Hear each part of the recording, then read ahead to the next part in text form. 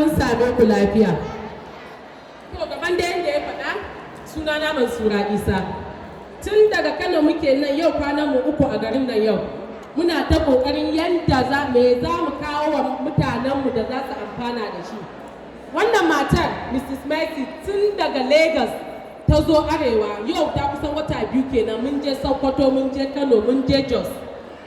Yau muna garin Kaduna tun jiya muke ta ƙoƙarin mun tabbatar cewa mun haɗa mutane a koya musu sana'ar da za su yi amfana da shi.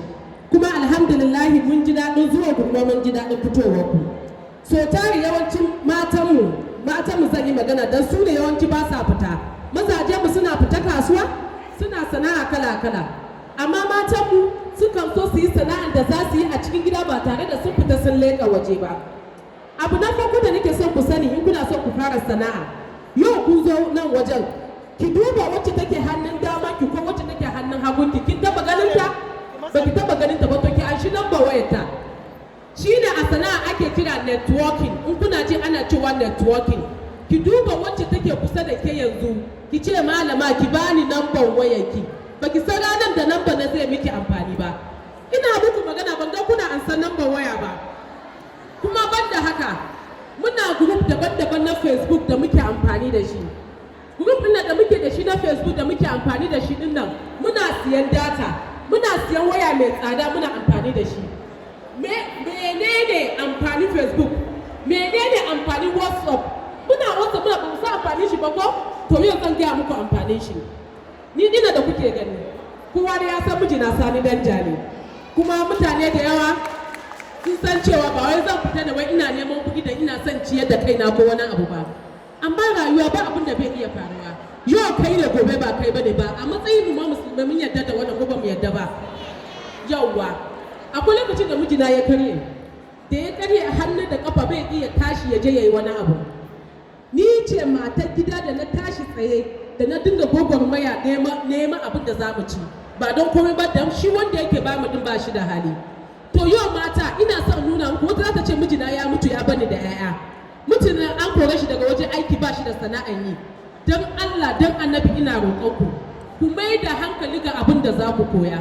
Sannan kuma na zo na fara siyar da kaya an sa ni a wani group a WhatsApp. To akwai irin mutanen da suke mutanenmu 'yan arewa da suke a China, da suke a London, da suke a England. Please, it's like some of my English people that didn't understand what I'm saying. Maybe I'll be mixing everything together so that you will be able to understand what I'm saying. I'm very sorry.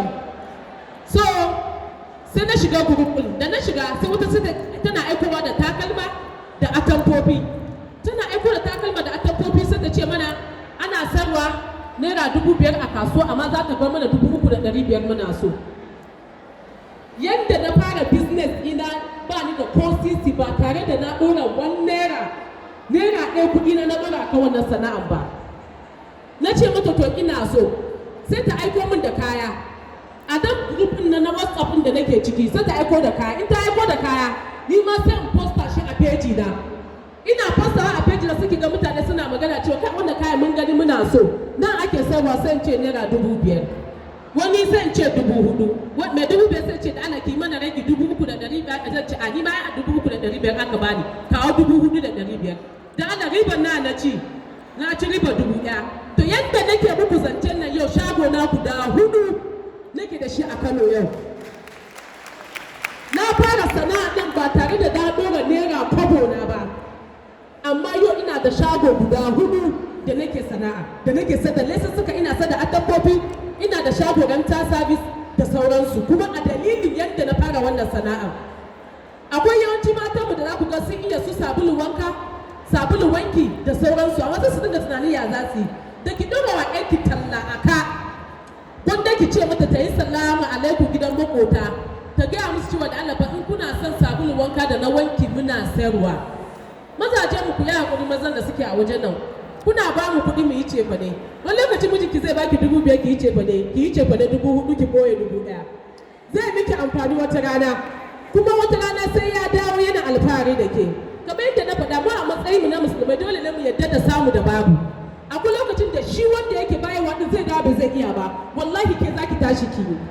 Akwai lokacin da mijinki zai mutu ya baki da 'ya'ya a lokacin zaki tashi kice zaki nema shi yasa muke shiga matsala shi yasa mu 'yan arewa yawanci za ku ga cewa wannan abun ana fyaɗe da sauransu yayi yawa domin yawanci mata mu ba sa tunanin cewa akwai sana'a daban-daban da za su iya yi a cikin gida yau an zo an koya miki yin fanke cincin ba tare da kin biya ko sisi ba kyauta suka zo koya miki yadda ake yin takalmi jaka belt da sauransu ki koya kina zuwa gida dan naira adashi 50 100 da ke dan na sabu matan arewa akwai iya adashi kin tara 2,000 ki 3,000 ki je kasuwa ki dan haɗo abu da ki fara yi kaɗan kafin ki sani tunanin ki ya wuce na ga matar da take sadda kanamfari da citta naira 10 last week na aika gidanta a siyo min citta da kanamfari zan yi amfani da shi ake gaya mu cewa gidan nan fa wai ta siye shi da kuɗi mai tasi gidan da kuɗin citta da kanamfari naira 10 da take sayarwa da haka ina son mu mata mu dan Allah da annabi mu tashi tsaye